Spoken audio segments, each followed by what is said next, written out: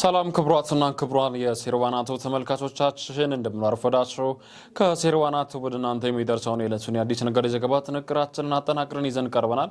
ይህን የዘገባ ጥንቅር ደግሞ ወደ እናንተ ማድረስ አብሬ ቆይታ ማድረገው ነው የዘላለም ታረቀኝ ነኝ። እናንተም ደግሞ እስከ ዘገባ ጥንቅር ፍጻሜያችን አብራችን ቆይታ አድርጉ። በስተመጀመሪያም አብይ ነጥቦችን ማስደምጣችሁ ይሆናል።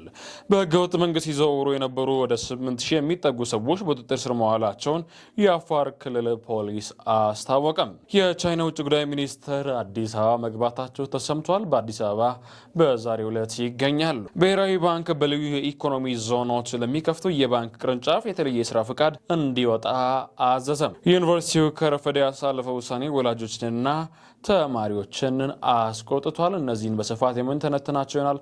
እስካሁን የተመለከትነው አብይ ነጥቦቻችን ነበሩ። ወደ ትንታኔ ዘገባዎች አልፈናል። በህገወጥ መንገድ ሲዘዋወሩ የነበሩ ወደ 8000 የሚጠጉ ሰዎች በቁጥጥር ስር መዋላቸውን የአፋር ክልል ፖሊስ አስታወቀም። የኮሚኒኬሽን ኮሚሽነር በሊ አህመድ በሰጡት መግለጫ እንደገለጹት የክልሉ ፖሊስ ከመደበኛ የጸጥታ ስራው ባሻገር ከፍተኛ ቁጥር ያለው የሰው ኃይል በመመደብ በፍተሻ ጣቢያዎችና በመተላለፊያ መስመሮች ላይ ተከታታይነት ያለው ክትትል ስራ እያከናወነ እንደሚገኝ ገልጾ እንደ ኮሚሽነሩ ማብራሪያ ከሆነ በቁጥጥር ስር የዋሉ ዜጎችን የአፋር ክልል ፖሊስ ኮሚሽን በራሱ የትራንስፖርት ወጪና በአባላቱ አጃቢነት ደህንነታቸው ተጠብቆ ወደ መጡባቸው አካባቢዎች እንዲመለሱ አድርጓል የተባለው ተመላሽ ዜጎች ከኮምቦልቻ፣ አላማጣ፣ መቀሌ፣ ከሚሴ፣ አዳማና ሀረርጌ ወደሚመለሱ መነሻው አካባቢዎች እንዲቀላቀሉ የተደረገ መሆኑ ተመላክተዋል። ይሁን እንጂ የህገወጥ ሰዎች ዝውውር ወንጀል መነሻውን ከአፋር ክልል ውጭ መሆናቸው ለቁጥጥር ስራው ትልቅ ፈተና እንደሆነባቸው ኮሚሽነር በሊ አህመድ አብራርተዋል። አብዛኛው ተጓዥ ከአጎራባች ክልሎች ማለትም ከአማራ፣ ከትግራይና ከኦሮሚያ ክልሎች የሚዋሰኑ በመሆናቸው ደላሎች የሚንቀሳቀሱት በእነዚህ አካባቢዎች በመሆን ወንጀሉን ከምንጩን ለማድረግ አዳጋች ሆናል። ይህን ችግር ለመቅረፍ በተለይ ከአማራ ክልል በቅርቡ የጋራ ስምምነቶች መደረጋቸውን በቅንጅት የመስራት እንቅስቃሴ መጀመራቸውን አስረድተዋል። በተጨማሪም ኮሚሽነሩ በተለያዩ ማህበራዊ ሚዲያዎች በክልል ፖሊስ ላይ የሚሰነዘሩ የሐሰት ወንጀሎች በጽኑ አውግዘዋል። የቻይና ውጭ ጉዳይ ሚኒስትር አዲስ አበባ ናቸው። ጠቅላይ ሚኒስትር አብይ አህመድ ለ2 ቀናት ይፋዊ ጉብኝት ወደ ኢትዮጵያ የመጡትን የቻይና ውጭ ጉዳይ ሚኒስትር ዋንግ ዪን በብሔራዊ ቤተ መንግስት ዛሬ ተቀብለዋል። ጉብኝቱን የውሎ ፍላጎት በሆነ የሁለትዮሽ ግንኙነትና ቀጠናዊ ጉዳዮች ላይ የሚደረጉ ውይይቶች እንደሚያካትት ይጠበቃል።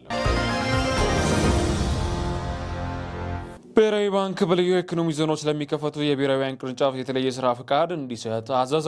የኢትዮጵያ ብሔራዊ ባንክ በልዩ የኢኮኖሚ ዞኖች ውስጥ የሚከፈቱ ማናቸው ነው የባንክ ቅርንጫፍ ከባንኩ በቀጥታ የተለየ የስራ ፍቃድ ማውጣት እንደሚኖርባቸው የሚያስገድድ አዲስ መመሪያ ማውጣቱን አስታውቋል። ብሔራዊ ባንኩ በልዩ የኢኮኖሚ ዞኖች ውስጥ የሚከፈቱ የባንክ ቅርንጫፍ ሊያሟላቸው የሚገቡ 10 ዋና ዋና ነጥቦችን ያካተተ መመሪያ ትናንት ታህሳስ 29 ቀን 2018 ዓ.ም ይፋ አድርጓል። ባንኩ በእነዚህ ዞኖች ውስጥ ቅርንጫፎችን የሚከፍቱ ባንኮች የተጠቀሱትን መስፈርቶች ማሟላት እንዳለባቸው አሳስቧል። መመሪያው መሰረት በኢኮኖሚ ዞኖች ውስጥ አገልግሎት የሚሰጡ የባንክ ቅርንጫፍ ከብሔራዊ ባንክ ከፍተኛ የስራ ፍቃድ ማግኘት እንዳለባቸውና የውጭ ምንዛሪ አቅርቦት አገልግሎት መስጠት ግዴታቸው ሲሆን የተጠቀሱትን አገልግሎቶች መስጠት ስለመቻላቸው አስቀድሞ ማረጋገጥ ይኖርባቸዋል ተብሏል።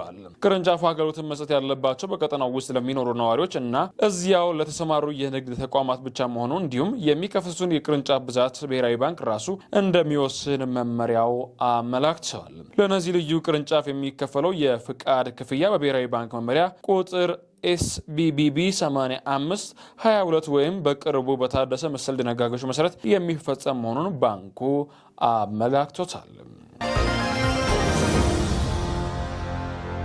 ወላይታ ሶዶ ዩኒቨርሲቲ ለ2 ጊዜ ለሪሚዲያል ተማሪዎች ያደረገው የመግቢያ ጥሪ ማራዘምን ተከትሎ በወላጆች ማጉረምረም ተሰምቷል። ዩኒቨርሲቲው ከዚህ ቀደም ለተሳሳተ 23 ቀን 2018 ጥሪ አድርጎ ነበር። በኋላም በተለያዩ ምክንያቶች በሚል ምንም ግልጽ ባልተደረገ ነገር ወደ ጥር 1 2018 አራዝሟል ተብሏል።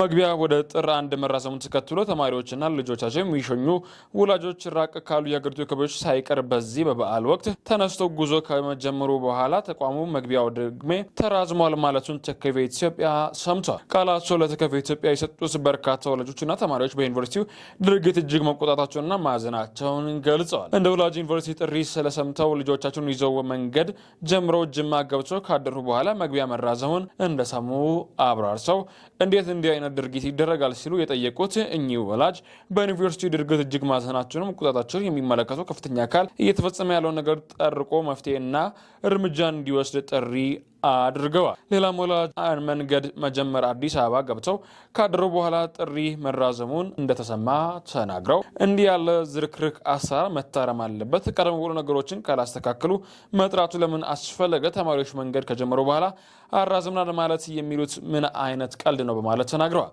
ሌሎች በርካታ ተማሪዎች ከሰሜን፣ ከደቡብ፣ ከምስራቅና ከምዕራብ የሀገሪቱ አካባቢዎች ተነስቶ መንገድ ጀምረው በርካቶቹ በንጋት ጉዟቸውን ለመቀጠል በተለያዩ ከተሞች አድረው ባሉበት ጥሪ መራዘሙን እንደሰሙ ለተከፌ ኢትዮጵያ ተናግረዋል። ተከፌ ኢትዮጵያ ዩኒቨርሲቲው ጥሪ በአንድ ሳምንት ማራዘሙን ያረጋገጠ ሲሆን ምክንያቱም ያለውን በይፋ አልተናገረም። ነገር ግን በመጨረሻ ሰዓት ተማሪዎችና ወላጆች ጉዞ ከጀመሩ በኋላ ውሳኔው እንደተላለፈ ለመረዳት ችለናል ሲል ዘግቦታል።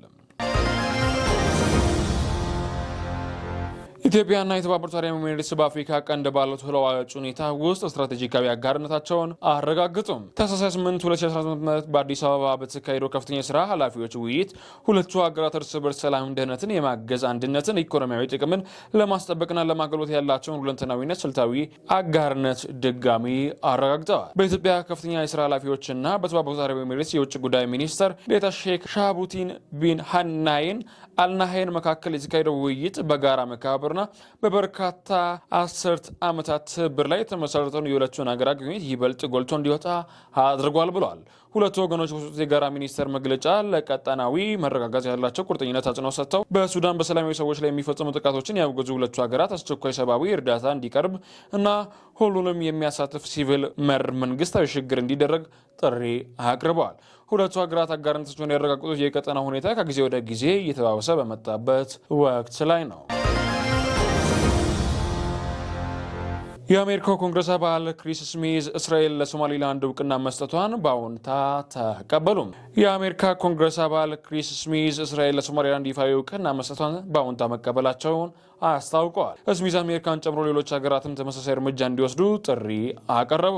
እስራኤል የሶማሊላንድ ሪፐብሊክ እውቅና መስጠቷን ተከትሎ ስሚዝ ባወጡት መግለጫ እስራኤል የሶማሊላንድ ሪፐብሊክ እንዴት ሉዓላዊ ሀገር በይፋ እውቅና መስጠቷን በደስታ እቀበላለሁ። አሜሪካን ጨምሮ ሌሎች ሀገራትም ይህንን ፈርጅ እንዲከተሉ ተስፋ አደርጋለሁ ብለዋል። የኮንግረሱ አባል የሶማሊላንድ ዲሞክራሲያዊ ጥንካሬ አጉልተው የገለጹ ሲሆን ሀገሪቱ ከአንድ ዓመት በፊት ከተካሄደው ምርጫ በኋላ በሰላማዊ መንገድ ስልጣን በማሻገር የፖለቲካ ብስለቱን ያሳየችና እየሰራች ያለች ዲሞክራሲ ያለባት ሀገር እንደሆነች ተናግረዋል። የኮንግረሱ አባል አክለውም የሶማሊላንድ ለአሜሪካ ብሔራዊ ደህንነት ያላትን ስትራቴጂካዊ ጠቀሜታ አጽንኦት ሰጥተው ተናግረው ለዚህም እንደ ምክንያት የጠቀሱት ሀገሪቱ በዓለም አቀፍ ቁልፍ የባህር መስመሮች ላይ መገኘቷና በኤደን ባህረ ሰላጤ ውስጥ የሚገኘው የበርበራ ወደብን ጨምሮ ነው። ክቡራትና ክቡራን የሴርዋና ቱብ ተመልካቾቻችን ለዛሬ ያዝናቸው ዘገባዎች ይህን ይመስሉ ነበር። አብሬ ቆይታ ያደረኩት እኔ ዘላለም ታረቀኝ ነበረው ከመላው ስቱዲዮ ባለሙያዎች ጋር